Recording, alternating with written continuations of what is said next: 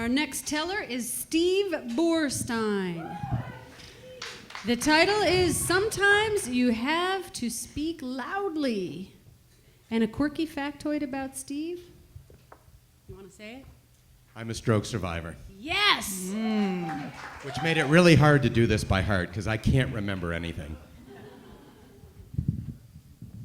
Thank you. Sometimes you have to speak very loudly to be heard. It was 1970 outside Washington, D.C. I was 15. Woodstock the year before. Martin Luther King, Bobby Kennedy, year before that. The country was in turmoil, and people were rioting all over, including at my house. I had 3 siblings, but my parents were totally checked out. Yeah, they were around, but they weren't very present. And for me, we didn't get along. They didn't understand me. I didn't understand them. They kept trying to put me down.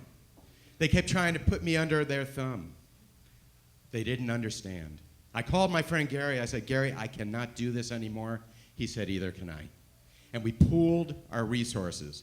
We pulled the money from our bar mitzvah bank, and we went down to D.C. and we bought a car, a 59 powder blue Rambler with seats that recline like this. And we drove that Rambler through Washington, D.C., over the state line into Maryland to my high school, Walt Whitman, without plates on the car. And we sat down and we talked to each other and we said, look, we have no insurance. We have no registration. We have no plates. And neither of us have a driver's license. So we stole the plates off a teacher's car. The next morning, we got started very early. And if you've ever driven down the eastern seaboard, along Virginia, North Carolina, on 95, and we're smoking cigarettes, and we're telling jokes, and we're playing games, and we're drinking Pepsi, and we're just having a lot of fun. And we're glad that we're out from under our parents. We didn't care where we were. Through North Carolina, into South Carolina. As soon as you get into South Carolina, if you've ever been there, it's automatically billboards. Welcome to south of the border. And every mile or two, it was, Pedro, I'm Pedro, welcome to south of the border. And by the time you get there, it's just some crap retail trap, and you go in. But they did have one thing that occurred to us that we liked, and that was cigarettes. Cartons of cigarettes, mind you, $2.99. $2.99. We got 2 of Marlboros, hopped on the highway, and headed south.